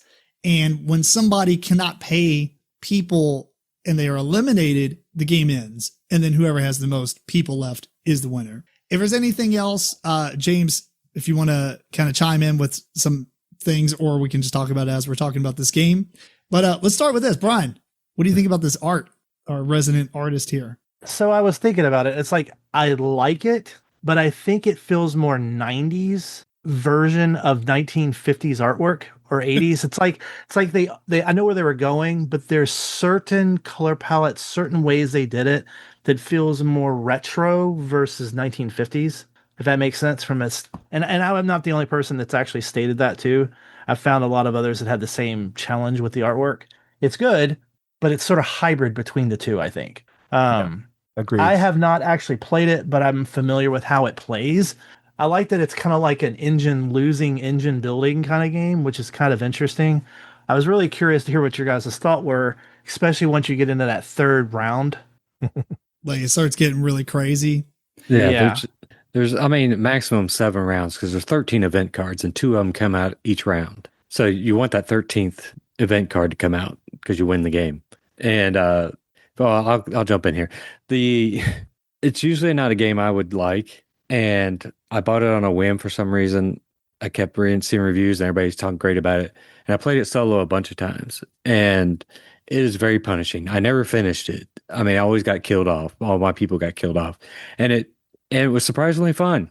I mean, my first playthrough is the best I ever did on it. I got to event 11, so I got pretty close, but it's just one of those ones in the first rounds you're building up your moon colony because you know you're going to need those people when all heck break loose with the robots and all the other stuff that says you're killing people. So you end up having to tear down those buildings just to get those people to kill them. And I know that sounds brutal. Well, it is a bloodbath. So it is a bloodbath. Yeah. The robots lose their minds. It is just stupid fun. I mean, I had a good time with it. And it was even more fun when I played it with you all, with multiple people, even though it still is kind of a multiplayer solitaire, but you're hoping the other person loses their people first. I think in our game, I'm the one that lost all my people. And, but it's just so much fun. You're stupid. With the cards being put in that deck that you're about to lose 4 people, or later on when we go to the next round, that same card's going to come out. You're going to lose 4 more people later on. I mean, you got to prepare for that. You're constantly trying to build up so you can kill people, get people, but still have people surviving so your colony doesn't collapse. But it's just so much stupid fun. And it's been compared to like the Galaxy Trucker type of thing where you build this machine and then it gets hit by a bunch of asteroids and gets destroyed. And that is also stupid fun because it's just an absurd game, right? You're building a spaceship out of old sewer pipes. In this game, you're going to the moon and the robots are trying to kill you. Right. And it has this silliness to it. And that kind of softens the blow as the game punches you in the face a bunch. Yeah, the silly art, like the robots are friendly looking robots that are actually killing you. But there's no actual blood in the game, even though it's called Bloodbath. There's nothing dark about the art whatsoever. Right. There's no. Yeah. If you like the Fallout humor, like humor of the Fallout TV show or the video game and stuff, it's like that. And there's not a lot of blood. It's just what is happening is so just ridiculous. But I will say, like in Galaxy Trucker, and I'm not trying to steal Tom Vassel's response to this, but because I had the thought as well. In Galaxy Trucker, you build this thing and it's like, oh, it's getting destroyed. Not a big deal, right? It's fun. You'll build a new one next time. In this game, it's like you're building this engine, and by the time you start being like, man, this is a really cool thing. Like I do this and it starts doing this, and it's like these cogs and everything. And then all of a sudden, like more and more of these robots come in, literally punch your entire engine in the face. And it's hard, like there is no coming back from it. And so you slowly bleed out, you bleed out fast, but you're slower than Galaxy Trucker, where Galaxy Trucker is just like, boom, boom, boom. Yeah. Okay. Well, my shit just fell apart and burnt up, In this, it's like, I'm going to pluck out that. I'm going to pluck out that. I'm going to pluck out that. And now you're basically just doing nothing besides just seeing how slow you can bleed out in comparison to other people. Yeah. You are making a decision. You're like, well, I want to keep this card for later on in the engine. So I definitely want to try not to destroy that one. So you are losing, you're kind of trying to use some kind of logic here saying, well, I want to keep these higher people cards and they're not as good, but this one's an engine card that really helps me a lot. So I want to make sure I try to keep that one as long as I can in the game. Cause you're adding cards to this deck each round, and the deck's getting bigger and bigger. So, and there's hardly anything good. The only thing good card you're getting is if you're allowed to add your own card. You have your own cards, and you can select which one. When it says you can put one in there, you could select your own, and it's only for you. But it's always something good. Like getting so if more like people. That card flips out, it might say you get 3 money, but it's your color card, and it only does it for you. The only issue I have with that, and I said that like 5 minutes into the game, we have all the same cards. Yes. It would be neat if you had your own, like a couple that were very unique to your, to your deck. So like the play, not that the play styles are dramatically different, but like I have one that comes out and I do a special ability, and like you all can't build that card because you don't have it, and maybe some of the rest of the cards are the same, but that's an easy expansion type of thing. Yes. That would be neat. But otherwise, I think the game's fine. You have to go into it with the right attitude of, I know this game is going to be punishing towards me. And if you got people that kind of get irritated with that, this is not a game for them. They're immediately going to hate this. When I watched the reviews, I kind of gathered this is either a game that some people are going to really love it or really not like that aspect of it. Oh, and then I actually watched their review, and I was like, holy shit, that's a little brutal. But but it was like I got there just because it is very polarizing in the way it plays. You're either gonna like it or not. Yeah. It really is. Like your group is either gonna like it or not. More than likely you're hanging out with like people the same demeanor and stuff, and you're gonna know, oh, my group's going to love this. You know what I mean? Yeah. Or they're going to hate it. One of the two. And I feel like this is a very polarizing game. You are going to like it or not like it. And for me, I think it's enjoyable. I actually would like it enough to want to play it. And it's weird because, to be blunt, Donald X Macarino doesn't make a whole lot of games that I remember being like super like excited about. He's got Dominion, of course, like every 3 million things for. Oh, he did do Android Infiltration. Maybe I haven't really looked through his library of designs here in a while, and I was just thinking something and it was not true. Let's see what he else. Well, he made a handful of things that are pretty forgettable. I agree that box art is terrible. I don't like the box art, and it's mainly the 2 people on it. Doesn't look like he knows how to draw people that well. Who are we talking about? The box art on Bloodbath. Yeah. Oh, okay. There's a lot of people art that I don't like. The faces, the cards, the people on the cards are okay. Just that box, for some reason, it looks like me drawing people. And I'm terrible. I'm not any good at all. My best drawings are stick people. So it's everything else in that picture is fine. It's just I felt like the 2 people just were weird. I think Brian hit the nail on the head. It's the style is not consistent. It's not really the 50s. It's I'm not a fan of that. It's like like going back and modernizing the 50s of today, and it's like an essence, but at the same time they've changed it up enough to where it's just silly. It makes me feel like we're gonna open the box and have like the 1980s little paper thin cardboard chits, that bend and stuff. Yeah. That's what it makes me feel like you're going to find in that box. That is one thing I'd like to talk about real quick before we finish it is the components were, okay.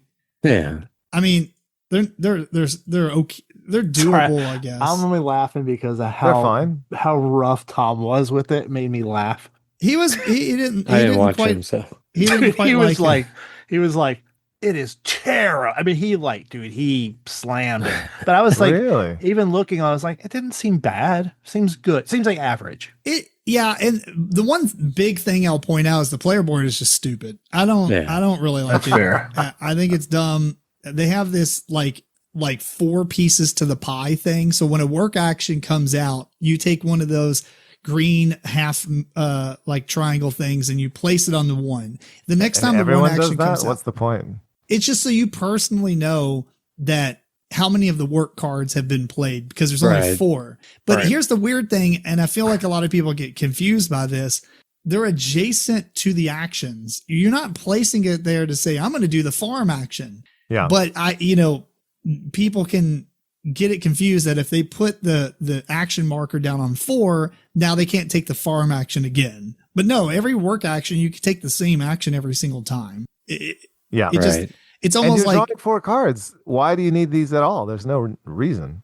Well, it's just for you to remind you what's in there, what's coming next. Right, because the cards are flipped out on top of each other, so it's not like you splay the works out so you can clearly see, 3 of them have came out. But I mean, I guess you get to say how many has been played.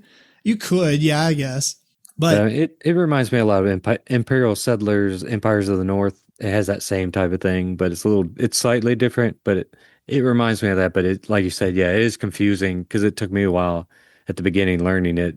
It's like you can take any of these actions. It doesn't matter what's next to that pie. Yeah, it should have just been like the 5 actions, and then there's 4 spots for these work token reminders off to the side, so it wasn't near each other, and you wouldn't confuse it. Now, I mean, once you know, it's not a big deal, but it's just an odd design choice for the player board, just to make it have a player board, I guess. You can do like little pawns and put a pawn on. I'm taking this action, and you can just know that you can take it again. That pawn's not blocking you from doing it. So that would probably be better, actually. I guess, but why even have to mark that?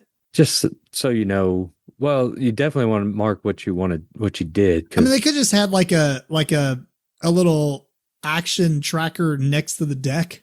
And so each time a work comes out, you just put the action marker there. And like, why you have to have all the players in the game mark how many times that card came out? You know what I mean? Yeah, but you're also using it to show what action you're taking. Like if George is doing the money one, but he's starting to take food, I'm going to be like, hey, wait a minute, you said you were taking the money one. So stuff like that. Yes, if you have dishonest people and you're yeah, George. No, what you're kidding. It does have that issue where everyone's playing simultaneously. You can't really track what people are doing. Yeah. Right. I don't think a pawn's going to help that. So, right. I get what you're saying. I mean, the player board is really just nonsensical. It could just been, you could have had a 1 card that had all 5 actions and what they did, and on the other side, like the player aid stuff that's printed on your board. I mean, I'm actually like kind of 90% of the board is just places to put stuff. Yeah, I'm actually kind of surprised they didn't do a player board like Wondrous Creatures or something, where you just have a cube that keeps track of your resources. Yeah, with I don't know. With a multiplier. I don't know. I actually don't like that. I like to have physical Here's 2 things. One, I like to have a lot of tokens to represent the resources I've collected. And number 2, I actually don't like money when it has multiple values. Like 1s and 3s and 5s. I just like to have a pile of 1s so I can if I'm building something 5, okay, I take 5 tokens. I don't have to make sure I grab the right one and things like that. How many 1s are in your pocket right now? Oh, You're ready. carrot cash. I mean, if we're gonna go that true. route, yeah, let's add debit No, I'm cards to kidding. all these games. By the way, my clarification on the artwork, it's like they tried to do a 1950s B-movie sci-fi effect, but it got stuck in the early 80s/90s in design. Yeah. Because if you go back and look at the first iteration of Campy Creatures, and if you converted that into this game, that kind of feel, I think it would make more sense aesthetically. If that makes sense? Yeah, I'm I not got familiar you. with that one, but I absolutely agree. The art is terrible. All right, well, let's final thought this thing. George, let's begin with you. You want to All say right, that so- line again? Well, here's the thing. The game itself is good and the humor is great. I give it a 7, but the art I give a 4. It's that bad. So you average those two together, it gets a 5.5. Oh wow, he hit it Wow. hard, man. Yeah. I hate the art. I hate it. All right, I'll go next. I'm going to come in at a 7 for this one as well, but I'm not going to. That's all encompassing as far as the art and gameplay and everything. I think it's very approachable to pretty much anybody, light gamers, even heavier gamers. You know, you have to obviously like what is happening to you in the game. There is a tremendous amount of cards in this game that do a lot of different things. That's really cool. And, you know, the components, it could use an upgrade or whatever for like the resources. That would be neat. And like additional cards for your player deck that you're building into that event deck would be really cool. But otherwise, I think it's enjoyable. It's fun. It's hilarious. But it is very punishing when you build something really cool and watch it slowly just get grabbed at and ripped apart. And that's You kind have of to sad. know. You have to know going in. It's like You do, it's like yeah. building a snow fort. Like it's not going to last. Yeah. It's just not. Yeah, it's going to slowly start melting and you're going to get sad over time rather than just ripping the Band-Aid off. Anyway, that's a 7 for me. James. I'll give it a 7.5. I'll be different. It's a really fun game. I mean, it'll definitely hit the table again solo, and it's more or less a puzzle trying to figure out how I can get to that last event card and win the game. That's the But it's- challenge. Yeah, and I don't think it's going to happen, but then you still, if it doesn't fail, solo is also, you just count the number of people you have left. If you do have any, well, I guess you wouldn't solo if you're dying. There's you just mark how far you got in the event deck. That's what you're ranking in solo.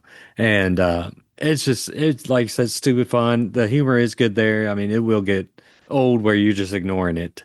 The graphics are kind of terrible, but I don't ever usually let that affect any ratings of mine or even gameplay because I don't really pay. I could play a dry brown Euro. It doesn't matter. The gameplay for me. I mean, it also reminded me of Space Quest, that old video game from the 90s, 80s, and 90s. It had that same type of humor, but it's just a stupid fun game, and I'll definitely be playing it again. It was a surprise to me. I didn't think I'd like it as well, but yeah, I'd say 7.5. Cool. Brian, you want to throw any final thoughts on there, or are you good? Yeah, I think it's a game I would like to check out. I don't think I'm gonna hate the artwork as much as Graduation, but I think I don't know. I want to check it out and see. I'm actually curious because I haven't played any engine builder, deconstructed builder kind of games like this, so it'd be interesting to check it out and see if I like it or not. I probably will not, but I'm at least gonna try it and see what I think. Yeah. Well, it would probably be better with more than 2 players too. So, Yeah. Yeah. Yeah. All right. Well, cool. That is Moon Colony Bloodbath by Rio Grande Games. And before we wrap this episode up, Brian, thanks for being on the podcast again. You're welcome anytime. No problem. Hey, does everybody know that Amazon has their own like Temu like section on it? Yeah, like what's it called? It's So- Amazon Amazon Hall, I think. Hall. Yeah. I bought this game for 50 cents. Wolves of America. Wolves of America. Oh man, That's America. It is America, right? it's Mercia. Mercia. MERCIA, but it looks like a Wolves of America. Now the funny part, and I don't know if you can see this, is the player count. 5 to 16 players. 16. Whoa. Oh, that's like that basically is a retheme like a werewolf? Resistance. Yeah. Yeah, I Yeah. think I knew you would knew what it was from. Yeah, it is a retheme of something, but I got it. I was like, dude, it's like 50 cents. Let's go. That's crazy. Yeah, the whole Is this- thing. I mean, you can find some good stuff on there. I bought this really awful, those like miniature screwdriver sets. The really has like 1,000 little like things in it. Yeah. I got it, and it was literally 12 cents or something. And I was so hoping it'd be like a photo of it when I got it versus the actual thing. but it was actually quite good. so funny. It's really well done. I was actually kind of surprised. PS5s on there for $1 and you just get Yeah, a box. exactly. It's a picture of. Oh, and last Sometimes thing. if you buy one of those games like on Temu or something like that, it's a knockoff. It's not the Yes. actual company. Yeah. I don't know 100%. if Amazon hauls the same way, if they have to go through certain like things to get it in their warehouse or whatnot. But yeah, Temu is a lot of knockoffs and Well, the stuff in the bootlegs. haul, the section, the really cheap, like quick stuff is imports. Uh-oh. So it literally took like 2.5 weeks to get the stuff. oh wow. So yeah, they're not in the Amazon warehouse. Right. They're By the way, close in. that thing is this guy. He's from Flamecraft. I got it when I was Yeah. at Gamma. They gave it to me. Can you and put he's got stuff a in little his backpack? he's got a little backpack, and that's Is where it- the bee is. What is the bee from? Is it from Yeah. Flamecraft? He's Yeah, an it's in Iron Flamecraft. Dragon. How does he have a bee? I don't understand. Oh, I have no idea. I just work here. I just thought it was cool because it has like a cool backpack. That is cool. And we Yeah. got like coasters and other nonsense. All right. Well, it's time to wrap this one up. So thank you again for tuning in to episode 163 of the MeepleCore Gaming Podcast. This episode was recorded on May 22nd, 2026. Please send your questions and comments to meeplecore@gmail.com. Follow MeepleCore on your favorite social media platforms, I guess. And check out the video versions of the show somewhere at some point when I edit them on youtube.com/MeepleCore. Until next time, this is Tim Jennette, the Middle Meeple. George Breden. James Fitzgerald. Brian Jennette. Keep on rocking and rolling dice.